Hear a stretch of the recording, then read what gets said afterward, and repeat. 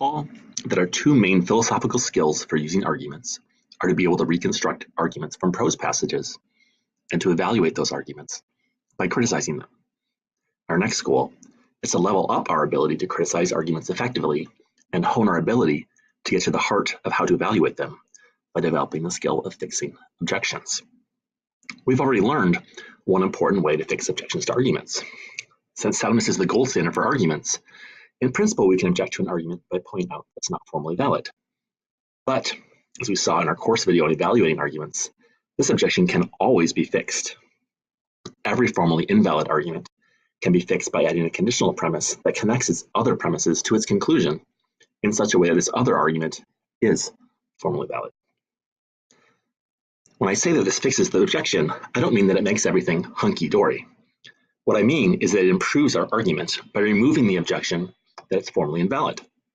Sometimes this makes things hunky-dory when the missing conditional premise is true, but sometimes the missing conditional premise is still false. And when the missing conditional premise is false, the new fixed argument is still unsound. So in cases like this one, all that fixing the objection that the new argument is formally invalid does is to move around the bump on the the bump in the carpet. The fixed argument is still subject to a new and equally important objection, only this one is not fixable. So why do we do it? The reason why it's important not to criticize arguments for being formally invalid in general is that it obscures which of these two things is going on, whether there's a merely superficial problem with the argument that's presented, or whether it's a deep problem that cannot be fixed without creating other problems. We'll now see that parallel points go for objections to the premises of an argument. Sometimes these objections can be fixed by changing the premise. So let's start with an example.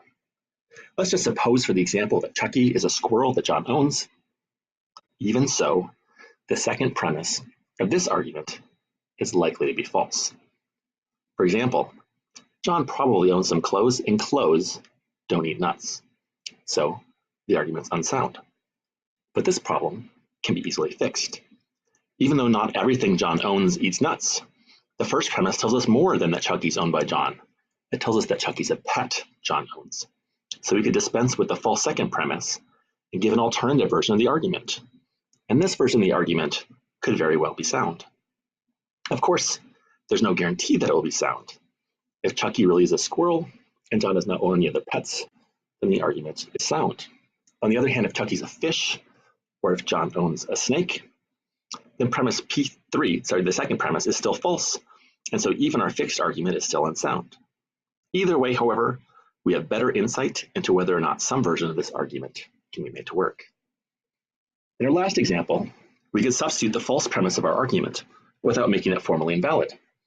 But sometimes, in order to replace a false premise with a true one, we have to make a corresponding change somewhere else in the argument. So for example, consider this argument. It's formally valid and its first premise is true, but not every city in the United States is within 500 miles of the Pacific Ocean. For example, Jacksonville, Florida is not, and neither is Pittsburgh, Pennsylvania, so the argument's unsound. But we could replace the second premise with a different true premise. That would give us an argument with two true premises, but it would no longer be formally valid. So we're not done fixing the argument yet. In order to finish fixing it, we must also make a corresponding change in the other premise. Now the argument is formally valid, and since our new premise is true, it's also sound. We've managed to completely fix a bad argument and turn it into one that meets the gold standard of soundness.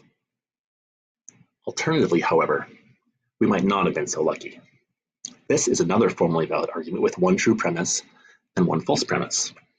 Again, when we replace the false premise with the nearby premise that's true, it renders the argument formally invalid. And so we need to make a second change in order to finish fixing the argument. But in this case, making that second change leads to including a false premise.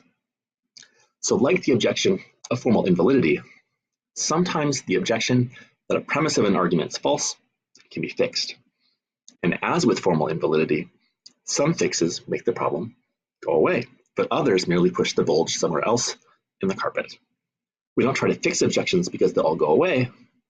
Rather, we try to fix them all because that's the only way to be sure which ones will go away and which will merely need to be moved around under the carpet.